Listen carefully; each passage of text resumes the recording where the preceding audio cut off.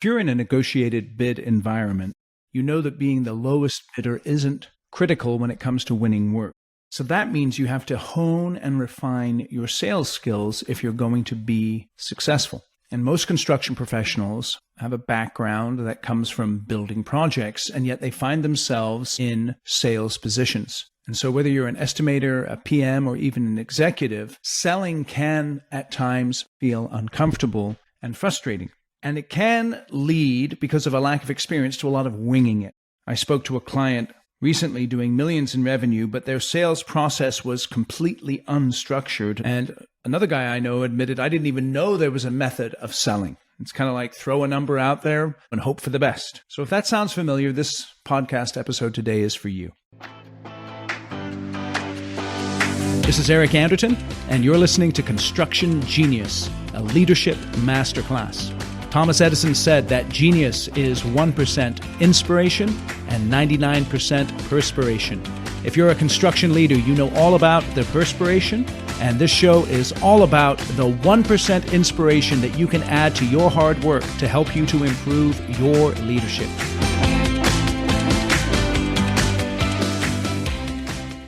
In negotiated work, you rarely lose because of price. You lose because you don't know how to sell. And your sales process lacks structure or clarity, and you lack confidence. And I want you to be convinced that you can actually structure your sales process to increase the likelihood of you winning the right projects with the right clients in the right locations. Here are 5 key behaviors that define people who win when it comes to construction sales. Number 1, prospecting. What does that mean? Think about the old prospectors back in the day. They would go out into the hills with a pick in their hand and dig for gold. They wouldn't find the gold by sitting in their tent. They had to get out of the tent and go and find it.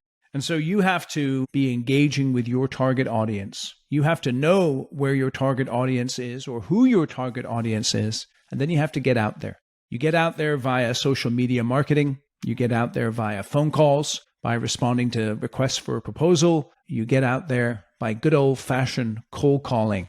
What does that mean? It means you get off your seat, you get into your car or your truck, you drive out to where your clients are, you walk in the door, and you say, hey, who's in charge of who's going to get assigned to winning and building this project?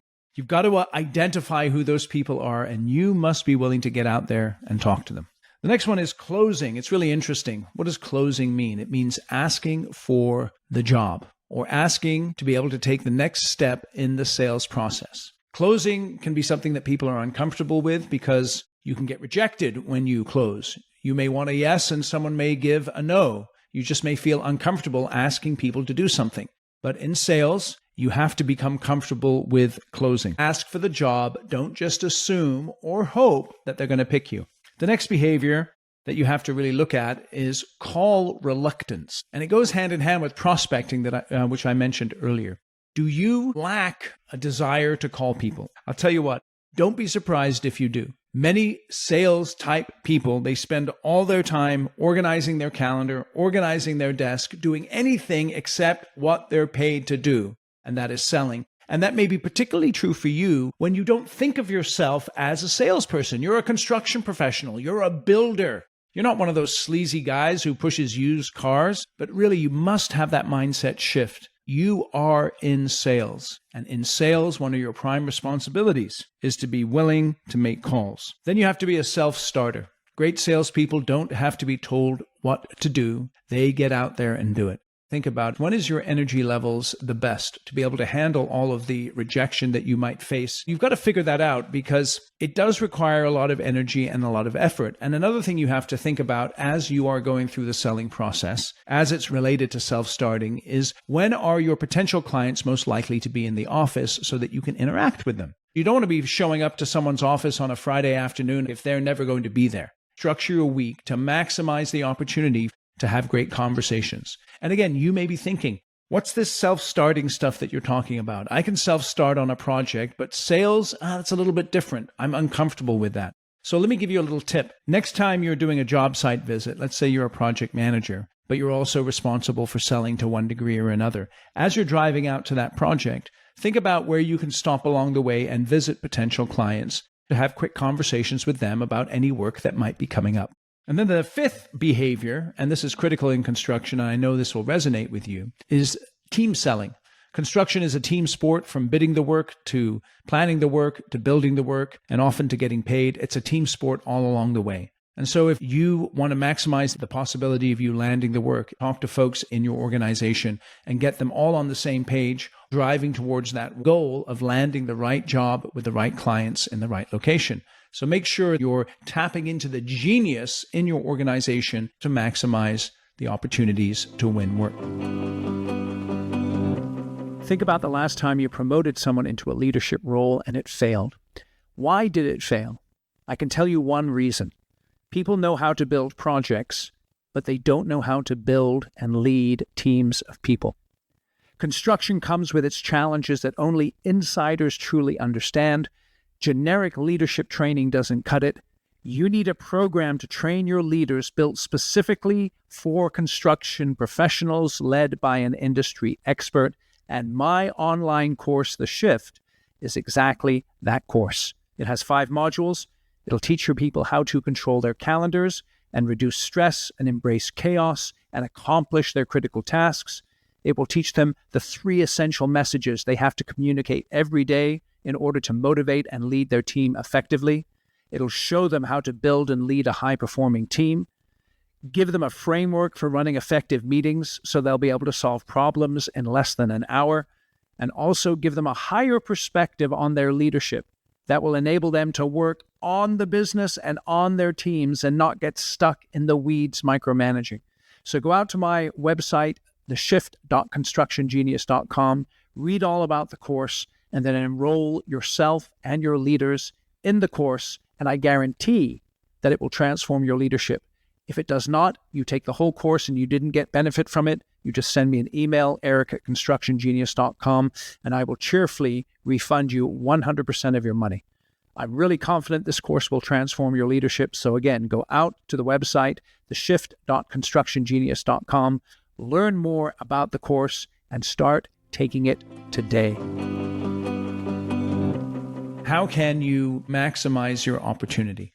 Well, set simple goals. So perhaps you're not selling every day, but you say on Tuesday and Thursday from 10 o'clock in the morning to 12 o'clock, I'm going to spend some time either on the phone or in my car or my truck going to different places and making calls. Make a commitment and don't overcommit.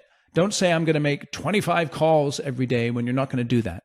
Just make 5 to 10 calls every week, twice a week for a year. Develop your sales skills and see how the funnel of your opportunities begins to fill up. Another thing that a lot of people are frustrated with in construction sales is they give a number to a client or they respond to a client with a piece of information and then the client ghosts them or the potential client ghosts them. What do you do in that situation?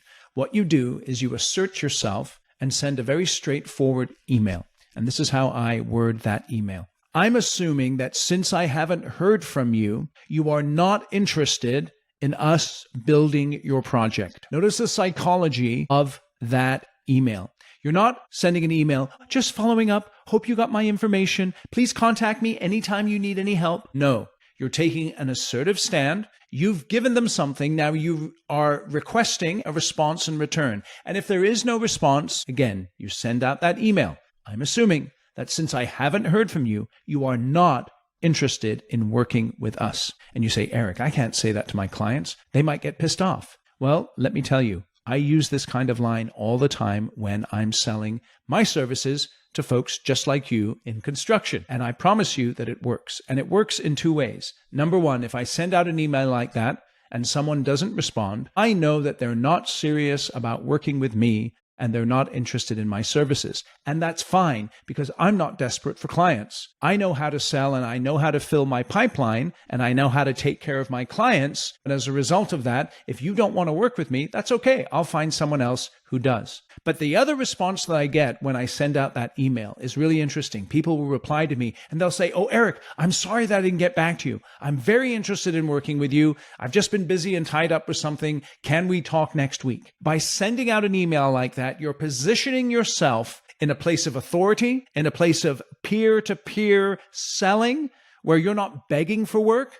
And as a result of that, it enhances your stature in the mind of the person that you're selling to. So that's part of a mindset shift that you have to be able to lay hold of if you're going to be successful in sales. And I call that mindset shift kings talk to kings. You have to think of yourself as a king, as someone noble. You're not a pauper. You're not a beggar. You're not a sleazy salesperson. You're an expert in problem solving. You're an expert in adding value. You can go into any sales environment with your head held high, there to solve problems, there to benefit the client. Now, as you're listening to this, if any of what I've just said is not true, then you know where you need to go to work in order to improve yourself so that you can truly go into any sales environment as a king and talk to kings. You're not lucky to be at the table. You belong there. You are an expert. You've solved problems before, and the problems that they have on their projects, you're going to help to solve those with clarity and competence. Think about this old way versus the new way when it comes to selling. The old way is that you submit a number and you hope for the best. The new way is that you engage with the clients before you submit anything and make sure there's a fit. The old way is you chase with the low number. You're submitting low numbers and hoping for the best. In the new way, you're leading with value. And again, you must understand how you solve problems and how you add value. The old way is you submit a bid and you get ghosted. The new way is you submit a bid and then you book in a debrief meeting with the client. You agree with them ahead of time. Hey, listen, I'm going to submit this bid, but I'm expecting that we're going to have a call the day after so that we can discuss the bid. The old way is you're reactive. Someone sends out a request for proposal, and then you react to that. The new way is you're proactive. You understand, right client, right job, right location. You have a list of your top 10 to 20 clients that you're going to go after. You understand who are the decision makers in each one of those clients, and you're developing your relationships with those folks on a consistent basis. You're proactive, not reactive. As you're listening to this podcast, you might be saying, Eric, construction sales is construction sales, right? I mean, we do our best at the end of the day. We submit our number, and if we submit enough numbers, we'll get enough work to keep our guys busy. Now, think about CarMax. CarMax completely redefined the way that car sales works. You go in there, there's one price, there's no negotiation. You buy the car. If you don't like it, you can return it, and they give you your money back, no questions asked. That's completely different from your typical car buying experience. Now, it's interesting as we follow this CarMax analogy. Is CarMax a little more expensive than your typical car dealer? They probably are by maybe $1,000 or something like that. But I don't know about you. But for me, it's worth the extra money to go to CarMax and have no hassle and have all the friction removed in order to do business with them. Think about your sales processes when it comes to your construction company. Sit down and go through the process of thinking through how can we improve our sales process so it is more proactive, so it does set us up for success, so we are increasing the likelihood of us winning the work, so we're not wasting our time. And I've worked with construction professionals, helping them with their sales development. One client, he used to wing it with no structure, just hoping. And after going through some training with me, it was tremendously helpful to get some structure, mindset, and new perspectives. They landed a multi-phase healthcare job, not by dropping their price, but by showing responsiveness, by answering questions with clarity, and showing up and taking leadership. I had another client who gained confidence to lead sales conversations, not just participate in them. I'll just put a quick plug in here for my book, Construction Genius. And this book is tremendously helpful in terms of sales. In fact, there's a couple of chapters in this book about sales. And I want you to buy the book on Amazon and check out Chapter 11. Sales is all about know, trust, like, and buy. And then Chapter 12, it'll give you some insights into marketing. And that's a key part of sales as well. It's more higher up in the sales funnel. So check out that book on Amazon, Construction Genius. And as we're talking about this, you have to be able to define your game when it comes to selling. Don't just follow the GC's process, shape it. So if you're a subcontractor and the GC has a process, think about it. Does their process fit in with the way I want to do business? How can I influence it? How can I say, wait a minute, GC, I'm a sub. You need me as much as I need you. Let's make sure that we're on the same page as far as the game that we're playing so that I can increase the likelihood of not only solving your problems and adding value, but actually winning the game and landing work with you. So how do you do that? Well, one of the ways that you do it is by asking for quid pro quos throughout the sales process. And what does quid pro quo mean? It simply means this for that. In sales, it's all about mutual exchange. So in a negotiated environment, one of the most powerful tools that you can use as you're going through the sales process is reciprocation. The idea that if you give them something, you should get something in return. You should never give anything without expecting something from them in return. Before sending a number, ask for something back. A debrief meeting with the decision makers, a follow-up commitment. Whenever you give, always remember to get something back. Robert Cialdini, in his research on influence, proves that this idea of reciprocation creates psychological pressure to return the favor.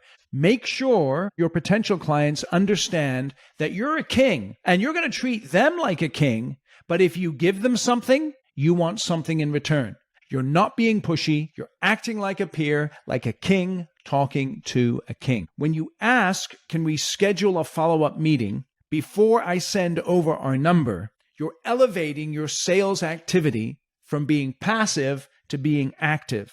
And that signals confidence and strength. It makes the buyer see you as not just another number, not just another sub, but as a project partner, someone that they want to work with. Selling is not a dirty word. It's how work gets built. You solve real problems and you guide people through your sales process to smart decisions. Selling done right is leadership. You need to transform the way that you approach sales, from winging it to owning it, from reactive to strategic, from hoping to closing. Let me give you some action items to improve the whole sales experience in your organization. Number 1, build a repeatable sales process. Number 2, make sure you're in alignment with your team on every sales opportunity, your internal team. 3rd, focus on the right clients with the right projects in the right locations. Number 4, quid pro quo. Make sure that whenever you give them something, you get something in return.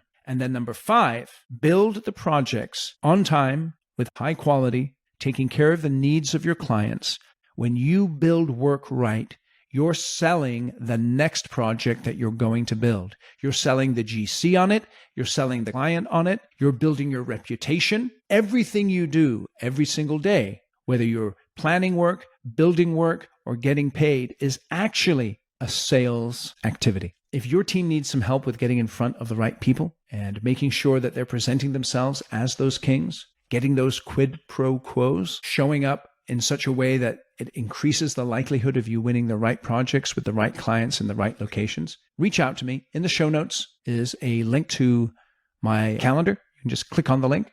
We can have a very brief call and figure out if or how I can help you with the sales training of the folks in your organization. And remember, everyone in your organization, to one extent or another, is in sales. And so estimators, PMs, executives, they can all be involved in sales training. And of course, even your business development people. Hope you found this helpful and useful.